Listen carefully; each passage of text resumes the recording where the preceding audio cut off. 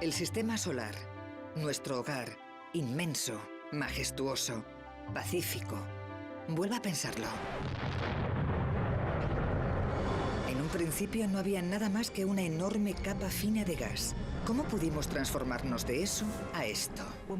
Cuando observamos el cielo, estamos buscando nuestros orígenes, lo que sucedió. Si se analiza la historia del sistema solar, se puede presuponer un nacimiento tremendamente caótico. Parece un pinball planetario. Fueron sucesos extremadamente violentos. Se trata de una historia de supervivencia impresionante. Es la formación de nuestro sistema solar.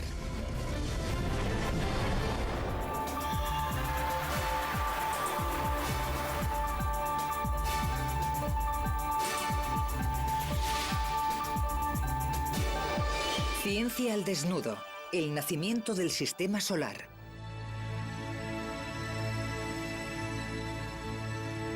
A lo largo de la historia, los cielos han inspirado asombro y sobrecogimiento en los observadores humanos. Nuestros ancestros contemplaban el cielo con admiración e imaginaban el poder de esos objetos brillantes que nosotros llamamos planetas. La cuestión es que desde que ha existido el hombre, este ha observado el cielo. Ha estudiado lo que se ve en él y se ha preguntado lo mismo. ¿Qué relación existe entre nosotros y eso? En la antigüedad se construyeron megalitos, templos y pirámides con los que predecir sucesos cósmicos y adorar a los dioses del cielo. Sin embargo, los primeros telescopios desvelaron que el universo era muy diferente a lo que nos habíamos imaginado.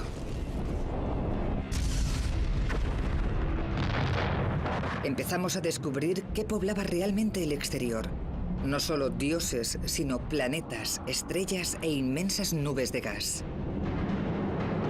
En 1755, Immanuel Kant, científico y filósofo alemán, centró sus estudios en esas inmensas nubes o nebulosas hasta dar con una de las primeras teorías modernas que explican cómo se formó el sistema solar.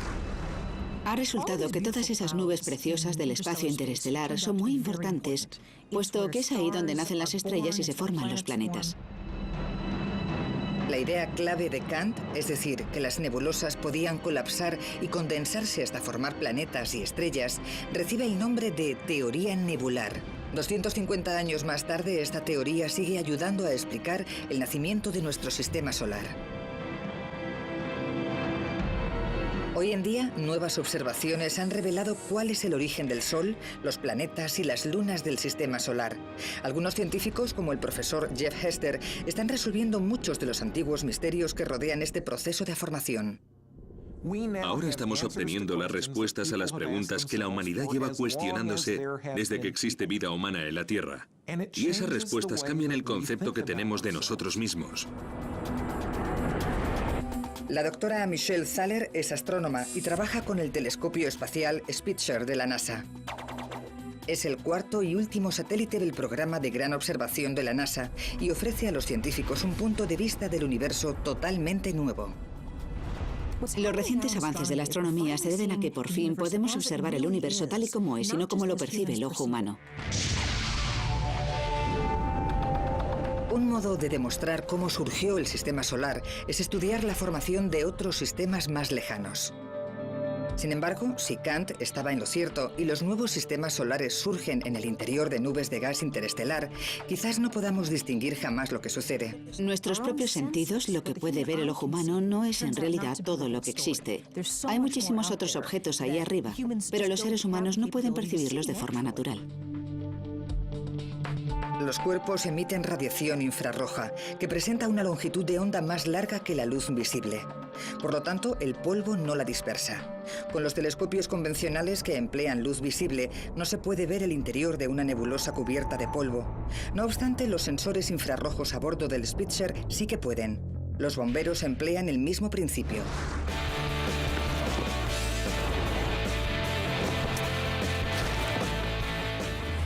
Esta habitación está repleta de humo. No hay manera de ver con nuestros ojos o con una cámara normal qué sucede en el interior.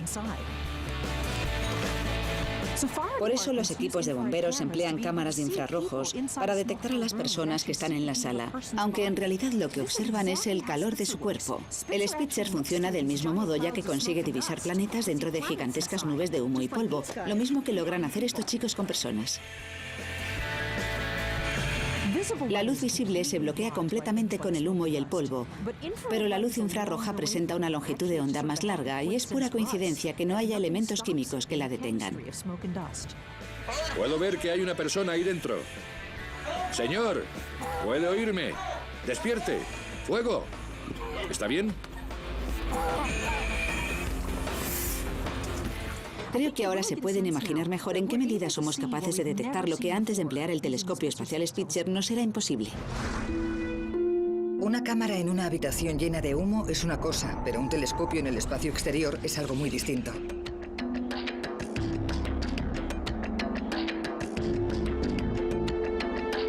En tierra, Thaler y sus compañeros esperaban angustiados en 2003 los primeros datos del Spitzer. En juego, un punto de vista único de los orígenes del sistema solar.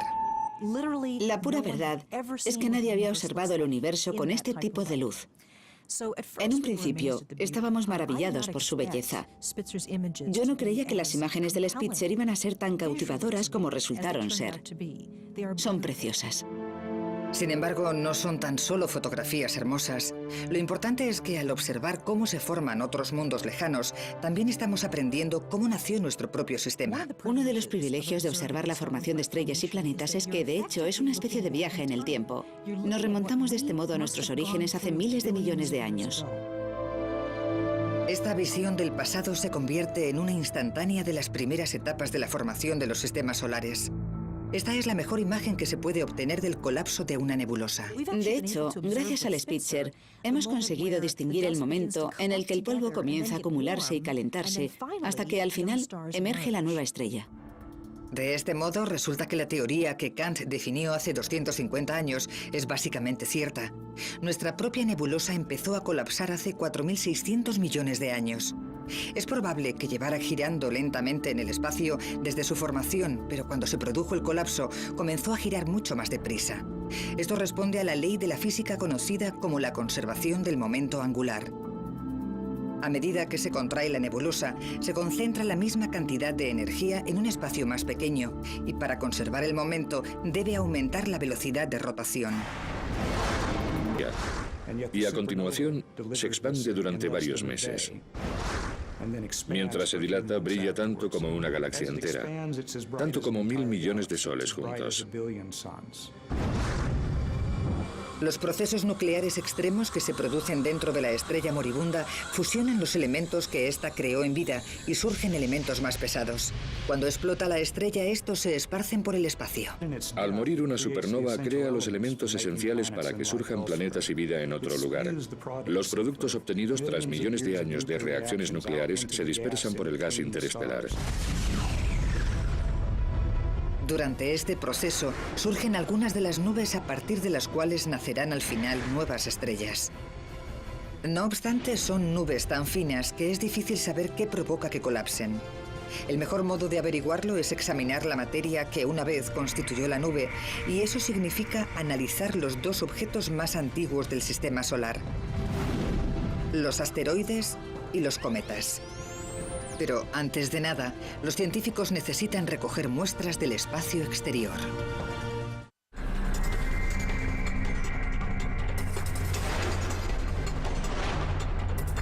Los cometas son reliquias de los primeros días de existencia del sistema solar y pueden ofrecer datos que permitan entender nuestro origen. Sin embargo, para poder estudiarlos en profundidad, los científicos necesitaban muestras. En 1981, un hombre, el Dr. Peter Shaw de la NASA, empezó a trabajar en la idea de recolectar fragmentos de cometa. Es una especie de ciencia forense espacial. Algo parecido a lo que se ve en esos programas de televisión en los que buscan un fragmento de pintura o un pelo en la escena del crimen. Algo muy similar a lo que estamos intentando hacer nosotros. Shaw y sus compañeros diseñaron el Stardust, que debía viajar a más de 480 millones de kilómetros de la Tierra para recoger pequeños fragmentos del cometa Bill 2, pero había un problema. Las partículas de polvo iban a poseer una velocidad 6 veces superior a la de una bala, y pese a ello, Shaw necesitaba que llegaran a la Tierra intactas. Lo que necesitaba era un material especial que fuera capaz de contener una bala a gran velocidad, que pudiera capturarla sin romperla. Lo que necesitaba era recoger la bala sin que explotara. Shaw debió realizar más de 2000 experimentos para perfeccionar el aparato que se iba a emplear en la pesca de cometas. Estaba fabricado con el mismo elemento químico que el vibrio, el dióxido de silicio, pero presentaba una densidad 1000 veces inferior a la de este. Shaw lo llamó aerogel de silicio con gradiente suave. Si existía algo que pudiera detener las partículas de cometa, era este material. Con las celdas de captura fabricadas de aerogel, la sonda estaba lista para izar el vuelo. Despegó el 7 de febrero de 1999 sobre un cohete Delta. Se enciende el motor y despega por fin la nave espacial Stardust, que volverá convertida en una máquina del tiempo llena de elementos procedentes de la formación del sistema solar. Su viaje de más de 3.200 millones de kilómetros duró casi 5 años, pero por fin llegó la noche del encuentro con el cometa. Desde la sala de control, todo lo que podían hacer Shaw y sus compañeros era esperar. Habíamos realizado muchas simulaciones, pero la pregunta seguía siendo si iba a cruzarse con un cometa.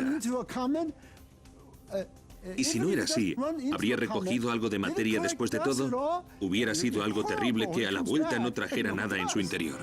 Finalmente, en 2004, la cápsula entró en la atmósfera de la Tierra. Aterrizó sin problemas y los científicos se apresuraron a transportar el valioso cargamento al laboratorio. En cuanto lo abrieron, supieron que la misión había sido un éxito. Si se hubiera capturado una sola partícula que podía verse sin necesidad de un microscopio, me hubiera dado por contento, pero es que había más de 3 docenas.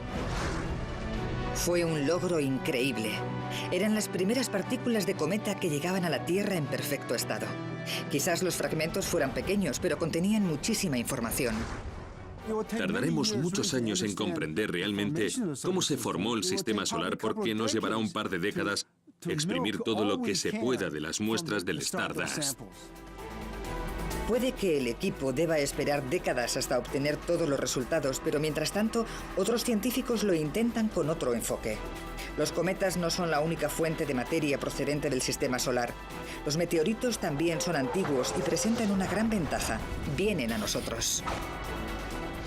Lo sorprendente es que cada vez que se data un meteorito en el laboratorio, se obtiene casi siempre la misma respuesta. 4.500 millones de años, 4.500 millones de años. Por tanto, estos fragmentos son restos del sistema solar primigenio. En consecuencia, lo que se tiene en la mano es una pieza clave que relaciona el inmenso universo con cualquier individuo, con nuestra existencia en general y con la historia que ha hecho que lleguemos hasta aquí.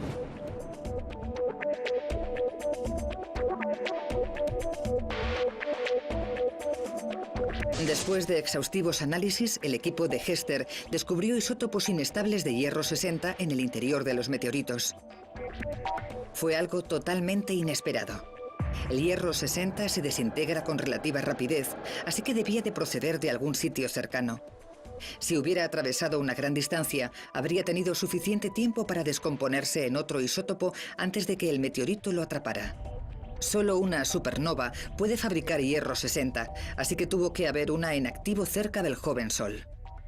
Fue sorprendente que obtuviéramos una prueba tan irrefutable de que el joven Sol, el sistema solar primigenio, estuvo rodeado de un ambiente violento cerca de una estrella enorme y que sufrió la explosión de una supernova. Nos dimos cuenta de que ese hecho iba a modificar el modo de comprender lo que ocurre en la actualidad y lo que había sucedido en los orígenes del sistema solar. A pesar de las fuerzas violentas que se despertaron, puede que nuestro sistema solar se formara junto a una supernova. Estos hechos son tan violentos que redefinen todo lo que le rodea. Las ondas de choque procedentes de la explosión de supernovas impactan en todo lo que se encuentra a 20 años luz a la redonda. Es la consecuencia de la onda expansiva de una bomba galáctica. Lo prodigioso es que fuera exactamente esa fuerza destructiva lo que se necesitaba. La onda expansiva puede hacer que se concentre la materia dispersa del mismo modo como se recoge el polvo con una escoba. Por consiguiente, el colapso de nuestra gigantesca nube de polvo pudo haberse visto inducido por la explosión de una supernova cercana. Las ondas de choque hicieron que se comprimiera el gas que había a años luz, y es esta compresión la que provoca el nacimiento de otras estrellas. Quizás la onda expansiva amontonara la materia de nuestra nebulosa y cuando estuvo lo suficientemente comprimida empezó a hacer su efecto la gravedad y se inició el colapso. En el interior de la nebulosa, girando alrededor del joven Sol, comenzaron a tomar forma los planetas. Hoy en día, los científicos empiezan a comprender los sorprendentes procesos que los crearon.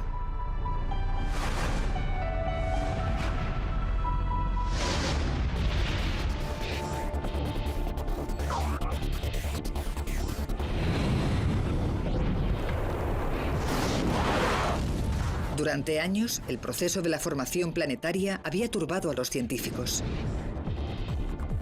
Algunos astrónomos creen que los planetas crecieron dentro de la nube de partículas de gas que rodeaba al Sol recién nacido. Sin embargo, esta materia estaba demasiado dispersa como para que la gravedad provocara que se amontonase. En 2003, unos cuantos experimentos informales a bordo de la Estación Espacial Internacional lanzaron algo de luz sobre este antiguo misterio.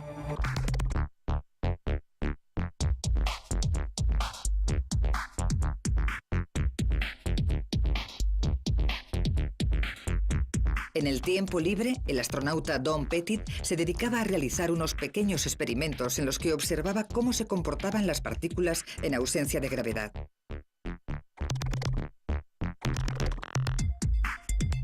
Tomaba diferentes tipos de granos, de café, azúcar y sal y los colocaba en bolsas. Después contemplaba cómo empezaban a unirse unos a otros. Se dio cuenta de que la fricción que surgía entre las partículas cuando chocaban dentro de la bolsa creaba una carga electroestática que las atraía entre sí hasta que se formaban trozos de materia. Esas mismas cargas electroestáticas también habrían aparecido si el experimento se hubiera realizado en la Tierra, pero en nuestro planeta la potente fuerza de la gravedad habría hecho imposible observar esos mismos resultados. Pettit y sus compañeros se dieron cuenta de que lo que ocurría en ausencia de gravedad dentro de la estación espacial podría haber sucedido del mismo modo en el ambiente de gravedad cero del sistema solar primigenio. Las partículas del disco protoplanetario cargadas debieron de comenzar a atraerse. Entre los científicos planetarios como Jack Lissauer, este proceso recibe el nombre de acreción.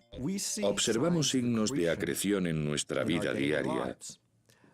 Por ejemplo, las gotas de lluvia se condensan en pequeñas gotitas alrededor de motas de polvo y colisionan unas con otras cuando caen. Del mismo modo, las partículas colisionan dentro de la nebulosa solar y se convierten en objetos más grandes. Cuando los fragmentos alcanzan el tamaño de una montaña, empieza a actuar la fuerza gravitatoria, más potente que la fuerza electrostática, así que se acelera el proceso.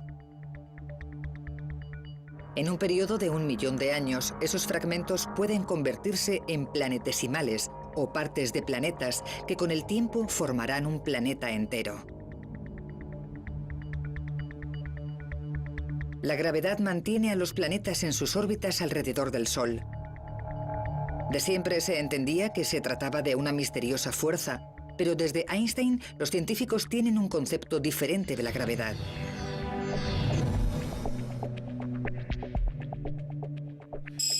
La mayoría de las personas saben que la gravedad del Sol mantiene los planetas en sus órbitas. Lo que vamos a hacer a continuación es ir un poco más allá para saber cuál es la verdadera naturaleza de esta fuerza. La primera ley del movimiento de Newton, la ley de la inercia, establece que todo cuerpo permanece en reposo o en movimiento uniforme rectilíneo si no actúan fuerzas sobre él. Ahora vamos a comprobarlo en esta superficie plana. Si esta bola representa a un planeta y lo hago rodar por la superficie, presentará un movimiento uniforme rectilíneo. Ahora bien, Einstein aportó algo en este aspecto. Einstein aseguró que si se toma una masa, por ejemplo, la masa del Sol, que representamos aquí con este émbolo, esa masa tendrá el efecto de distorsionar la relación del espacio-tiempo. A nosotros no nos parece que está distorsionada. Desde arriba sigue siendo la misma superficie plana de antes, que se asemeja a un tablero de ajedrez. Sin embargo, no hay duda de que no es idéntica porque cuando se toma un planeta y se lanza a este espacio-tiempo distorsionado, intenta llevar un movimiento rectilíneo, pero no puede seguir una línea recta. En cambio, al final resulta que se mueve en torno a un objeto central en una órbita. Y este efecto del espacio-tiempo curvo recibe el nombre de gravedad. La gravedad ejerce la misma fuerza en todas direcciones y su efecto es siempre atraer la materia hacia el centro del cuerpo. En consecuencia, cuando es lo suficientemente potente, puede convertir cualquier objeto en una esfera. Por esta razón, todos los planetas del Sistema Solar son esferas prácticamente perfectas. Si su diámetro sobrepasa los 480 kilómetros, no pueden presentar otra forma. Todos los planetas son más o menos esféricos y todos proceden del mismo disco original. No obstante, son mundos totalmente distintos. Por ejemplo, Marte está formado por rocas mientras que Júpiter lo está por gases. Estas diferencias se explican con una ley fundamental de la física. Los diversos tipos de materia se condensan a diferentes temperaturas. Lo que decide qué es gas y qué es sólido tiene que ver con la temperatura y nada más. En un principio, toda la materia existente alrededor de nuestra joven estrella estaba tan caliente que se presentaba en estado gaseoso. Después, a medida que iba alejándose, fue enfriándose y la materia se condensó igual que los copos de nieve que se forman en la Tierra. En el sistema solar interno, que estaba más cerca del Sol, la temperatura era elevada, demasiado elevada para que se condense en el gas o el hielo. A esa distancia se evaporarían de forma instantánea. Sin embargo, las partículas metálicas no tienen problema en ese ambiente y, por lo tanto, surge el planeta más metálico, Mercurio. El astrofísico Steve Dees es una autoridad en formación planetaria. Su investigación le ha llevado a comprender la hostilidad que debe reinar en Mercurio. No hay atmósfera ni océanos, solo hay roca y la zona que está orientada hacia el Sol alcanza tal temperatura que, por ejemplo, el plomo se fundiría sin problemas. Llega a haber cientos de grados Celsius. Ese calor sofocante se debe a que Mercurio está muy próximo al Sol, prácticamente a un tercio de la distancia entre este y la Tierra. A medida que nos alejamos, desciende la temperatura unos 500 grados centígrados. En este ambiente se condensan partículas más rocosas. En consecuencia, en esta región se formaron Venus, la Tierra y Marte.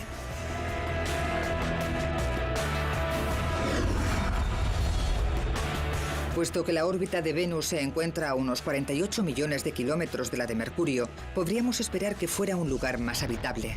Venus es posiblemente el lugar del sistema solar que más se acerca a nuestro concepto de infierno. La presión es tremenda, la temperatura es muy elevada y llueve ácido sulfúrico. A 42 millones de kilómetros de allí se encuentra nuestro planeta Tierra. La Tierra ha recibido el apodo de Ricitos de Oro. No es muy cálida ni muy fría. Su órbita se halla a la distancia correcta del Sol y de ese modo puede existir vida. Nuestro planeta cuenta con una capa de ozono protectora que nos salvaguarda de la radiación nociva de los rayos UVA y un campo magnético que repele la radiación cósmica mortal. La Tierra es, además, el único planeta interno que posee una luna grande. Hoy en día, algunos científicos, como Gary Lofgren, siguen estudiando las muestras que trajeron los astronautas del Apolo hace 30 años.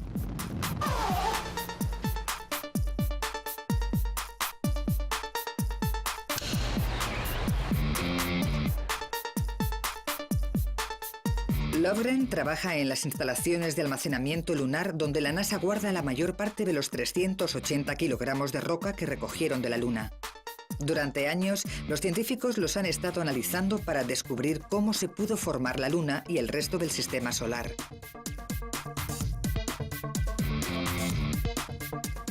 Se trata de una fuente inestimable para los geólogos. Y los astronautas del Apolo dieron mucha importancia a recoger el mayor número de muestras posible, incluso desoyendo las órdenes. Neil Armstrong se aseguró personalmente de volver con un montón de rocas. En mi opinión, decidió desobedecer las órdenes, puesto que para llenar una caja de piedras desapareció del objetivo de la cámara, algo que tenía prohibido. Cuando se analizaron estas muestras en el laboratorio, pronto se obtuvo información sorprendente. Rápidamente descubrimos que los elementos químicos presentes en la Luna eran muy diferentes de los de la Tierra y no casaban con los que esperábamos encontrar según nuestras teorías. Resultó que las rocas lunares y por consiguiente la Luna en sí eran más jóvenes de lo que se había pensado. Todas las teorías que habíamos definido se desmoronaron después de estar allí. Tardamos varios años en dar con alguna explicación. Si la teoría nebular estaba en lo cierto, tras la formación del sistema solar interno no podía haber quedado suficiente materia para que surgieran las lunas. Este enigma no se resolvió hasta que, tras décadas de trabajo concienzudo, los científicos hallaron otra hipótesis. En un panorama violento y devastador, la Tierra había tenido que experimentar un choque frontal interplanetario.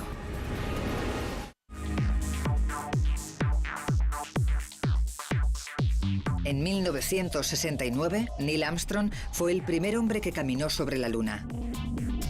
Solo después de que los astronautas del Apolo trajeran muestras lunares, pudieron comprender los científicos cómo se había formado nuestro satélite. El estudio de los isótopos químicos sugirió que la Luna está constituida en parte por materia procedente de la Tierra. Un descubrimiento totalmente inesperado. Los investigadores no sabían explicar cómo podía haber llegado hasta allí. Finalmente se expuso una nueva teoría, una teoría audaz que sugiere que en el sistema solar primigenio no había 8, sino 20 objetos de tamaño planetario en órbita alrededor del Sol. Cuando se piensa en las primeras etapas de la formación planetaria, hay que imaginarse que era una especie de pinball. Todos los objetos iban de un lado a otro a gran velocidad y de vez en cuando chocaban entre sí.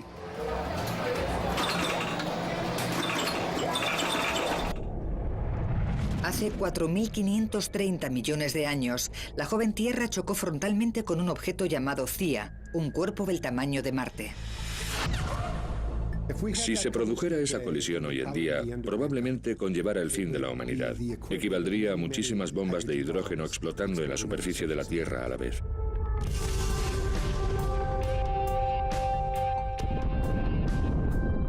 Fue un impacto atroz. El golpe fue tan fuerte que, en consecuencia, miles de millones de toneladas de roca se libraron de la fuerza de la gravedad y se diseminaron en el espacio. La materia quedó atrapada por la fuerza gravitatoria de la Tierra y entró en órbita. Durante varios millones de años, fue amalgándose hasta convertirse en la Luna. Esta colisión reafirma la supuesta violencia reinante en el sistema solar primigenio. Por entonces, un número infinito de cuerpos giraban en órbitas caóticas. A menudo causaban estragos, pero algunos objetos se transformaron en elementos permanentes de nuestro sistema. Por ejemplo, se cree que los 2 satélites de Marte, Phobos y Deimos, eran asteroides captados por la gravedad de Marte. Estas 2 lunas son relativamente pequeñas. Incluso Phobos, la más grande, no es más que una 10ª parte de la Luna. Aunque Marte en sí mismo mide 1/3 de la Tierra, presenta los rasgos más extraordinarios del sistema solar.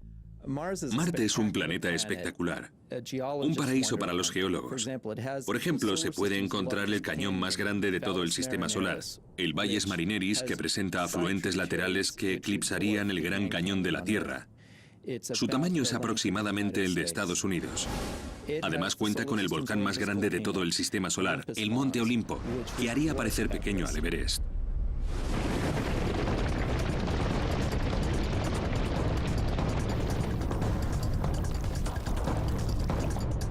Marte es el último de los 4 planetas terrestres internos. Son cuerpos rocosos que orbitan dentro del cinturón de asteroides. La razón por la que estos planetas no crecieron más solo puede explicarse con una falta de materia. En el sistema solar primigenio no había mucha cantidad de roca y metal. Constituían un 0,6% de toda la materia disponible. Además, los planetas internos no podían acumular componentes gaseosos porque hacía demasiado calor para que se condensaran. Por lo tanto, todos los gases se solidificaron más lejos. Pero antes de llegar a esa zona y a los planetas externos, hay que atravesar el cinturón de asteroides. La ciencia ficción ha dado la imagen de que es una zona abarrotada y difícil de cruzar. En la actualidad sabemos que en el cinturón hay por lo menos decenas de miles de asteroides que llegan a los 2 kilómetros de diámetro. Sin embargo, sería bastante improbable que una nave pilotada chocara contra uno. De hecho, debemos ser muy meticulosos si queremos que alguna sonda espacial alcance un asteroide, porque la distancia media que existe entre uno y otro puede ser de más de 1,5 millones de kilómetros. Tras atravesar el cinturón de asteroides, nos topamos con una frontera crítica invisible. Recibe el nombre de línea de temperatura crítica. Tras cruzar esta frontera espacial a unos 450 millones de kilómetros del Sol, nos encontramos con planetas completamente diferentes. En algún lugar del cinturón de asteroides había una línea de temperatura crítica a partir de la cual hacía el frío suficiente para que se condensara el agua. Esta transición fue gradual, pero muy importante. Más allá de esta línea, los llamados planetas externos fueron tomando forma. Son mundos muy diferentes comparados con los planetas internos, y esto se debe al tipo de sustancia que se condensa en esta zona más fría. A una temperatura de menos de 37 grados Celsius, los compuestos de hidrógeno, como el agua, el metano y el amoníaco, son capaces de condensarse, y en el sistema solar primigenio había billones de esos elementos. Sin embargo, los planetas externos debieron alcanzar una masa 10 veces superior a la de la Tierra para empezar a crecer. Esa cantidad de masa es la que les proporciona la fuerza gravitatoria necesaria para atraer a billones de toneladas de gas. Como una bola de nieve. Cuanto más grande eran los planetas, mayor cantidad de gas atraían. Debió de ser una carrera contrarreloj para ver cuál de los dos núcleos crecía más deprisa, teniendo en cuenta que el disco de gas que los rodeaba era limitado. Dio la casualidad de que Júpiter y Saturno estaban en el lugar adecuado. Rápidamente se convirtieron en superplanetas gigantes. Y puesto que en la actualidad están formados por un 90% de gas, también se les conoce como los gigantes gaseosos. El más grande es sin duda Júpiter. Este planeta gigantesco posee una masa que es 300 veces superior a la de la Tierra, mientras que su volumen es 1000 veces más grande.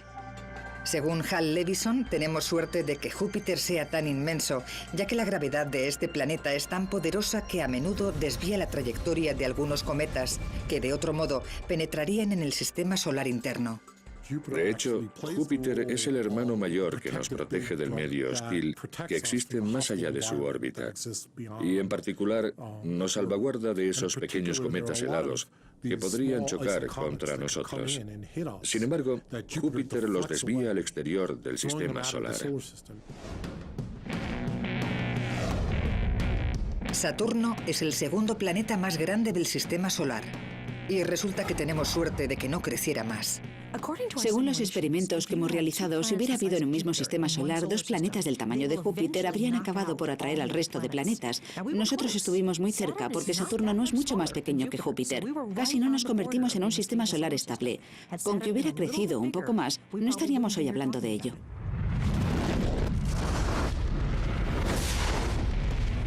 Es una idea que asusta. La gravedad de un Saturno más grande junto a la de Júpiter habría atraído y devastado a los planetas más pequeños.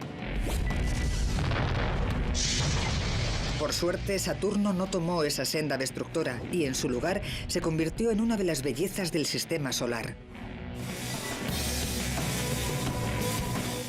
Siempre que muestro los planetas con el telescopio, dejo Saturno para el final. Es bonito, una preciosidad. Esa hermosura se debe en buena parte a sus grandes anillos. Los anillos están compuestos por miles de millones de fragmentos que crecen y se desintegran continuamente debido a las fuerzas gravitatorias opuestas de Saturno y sus lunas.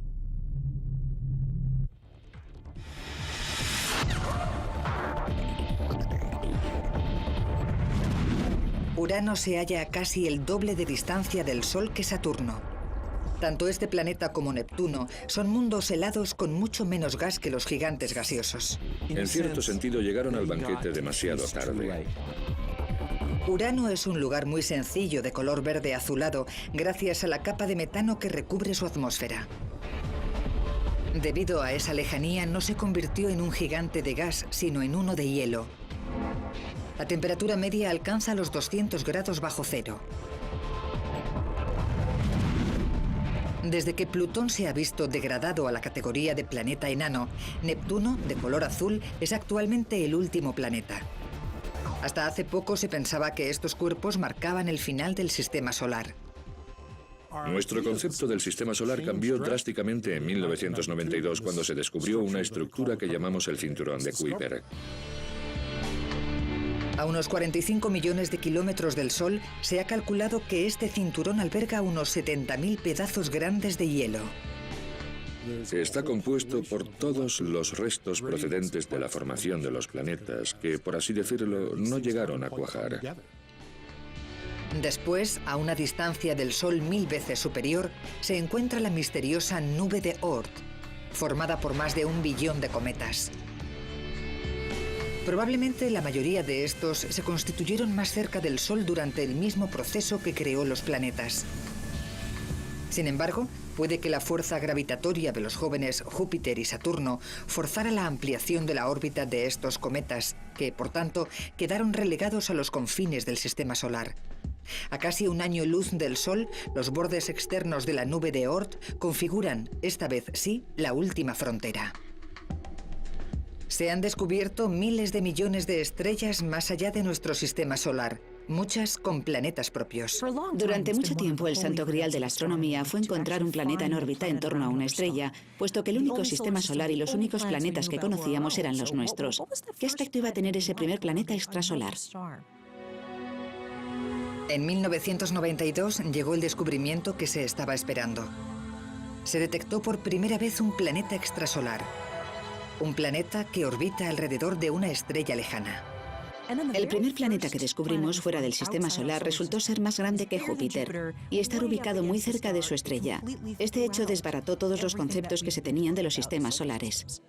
Es imposible que un objeto tan grande se forme tan cerca de una estrella, porque en realidad no hay suficiente materia.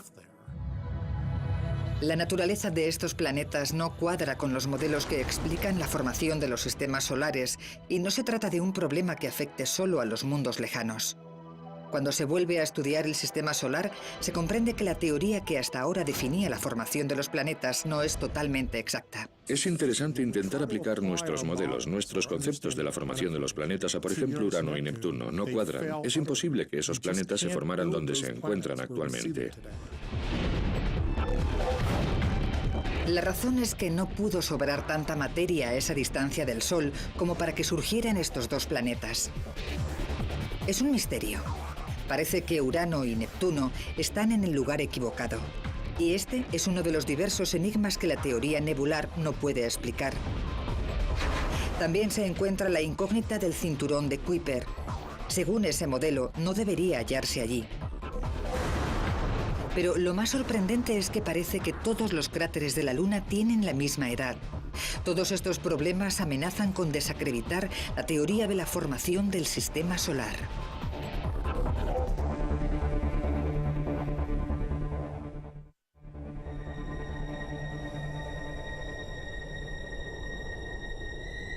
La Luna puede ser nuestro vecino más cercano, pero aún esconde numerosos secretos. Sin una atmósfera o un clima específico, el paisaje lunar no cambia prácticamente nada. Por consiguiente, se creía que una serie de bombardeos cada 1000 años era suficiente para explicar su superficie agujereada. Sin embargo, las misiones de los Apolos recogieron muestras de roca lunar, entre las que se incluían los restos procedentes de antiguos impactos. Los resultados de los análisis contaron una historia muy diferente. A medida que estudiábamos la Luna, quedaba claro que un gran número de los cráteres surgieron hace unos 3.900 millones de años, y por tanto durante esa época debió de haber una concentración elevada de colisiones. Los geólogos lunares emplean métodos de datación radiométrica para determinar la edad de las muestras. Fue una gran sorpresa descubrir que la mayor parte de los cráteres se formó en un periodo relativamente breve de bombardeos.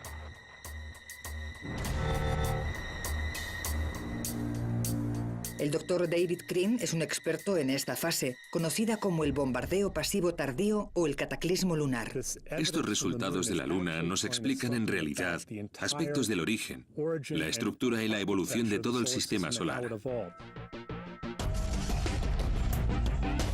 Decenas de miles de grandes meteoritos debieron de impactar en la Luna durante el cataclismo lunar. La Tierra también debió de recibir algún golpe. Hoy en día, en la superficie de la Tierra, solo perduran los cráteres más jóvenes, como estos de Arizona, que tienen entre 20.000 y 50.000 años. La mayoría han desaparecido, pero hace 3.500 millones de años no había manera de evitar los impactos. Estamos hablando de entre 20.000 y 40.000 meteoritos con la suficiente energía para cambiar la situación del planeta. ¿De dónde provenía tan alto número de objetos? Dentro de los cráteres producidos por los impactos hemos hallado restos químicos de los objetos que los provocaron y parece que formaban parte del cinturón de asteroides. Esta hipótesis cuadra. Los objetos que una vez golpearon la Tierra corresponden químicamente a las rocas que forman el cinturón de asteroides, así que se sabe con seguridad de dónde provenían. No obstante, hoy en día, la mayoría de los asteroides recorren órbitas estables. No se encuentra causa aparente que justifique la entrada de miles de ellos en el sistema solar interno. Por lo tanto, el bombardeo seguía siendo un enigma. En 2004, Hal Levison dio con una hipótesis. Con un equipo internacional, definió un nuevo modelo para explicar la formación del sistema solar. Fue una especie de luz que me iluminó. Estaba sentado en el despacho y de repente me di cuenta de que acababa de solucionar un problema en el que llevaba gente trabajando décadas. En esos momentos era el único en toda la historia de la humanidad que había llegado a comprender el problema.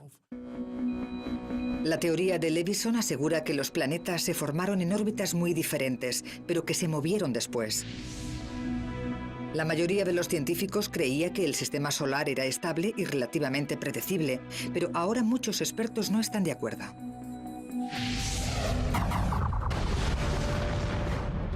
Quizás se deba a la sabiduría popular.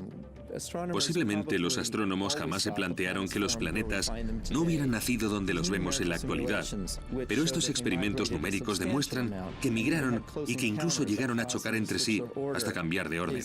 Es algo sorprendente y nuevo. Según las simulaciones de Levison, Júpiter y Saturno se atraían cada vez que sus órbitas se acercaban, pero en general estas fuerzas se anulaban. Solo cuando Júpiter giraba alrededor del Sol al doble de la velocidad de Saturno, ocurrió algo espectacular. Recibe el nombre de resonancia de 2 frente a 1 y ocurrió hace 3.900 millones de años. Esa posición hace que se muevan y se agiten los planetas. En lugar de anularse, las fuerzas gravitatorias de ambos planetas tomaron la misma dirección. Levison lo compara con empujar un columpio. Cada empujón hace que éste suba más alto. En el caso de Júpiter y Saturno, esos empujoncitos gravitatorios provocaron que crecieran sus órbitas hasta donde se encuentran hoy. Pero ese proceso también afectó al resto de planetas. Urano y Neptuno no pudieron soportarlo y se volvieron locos.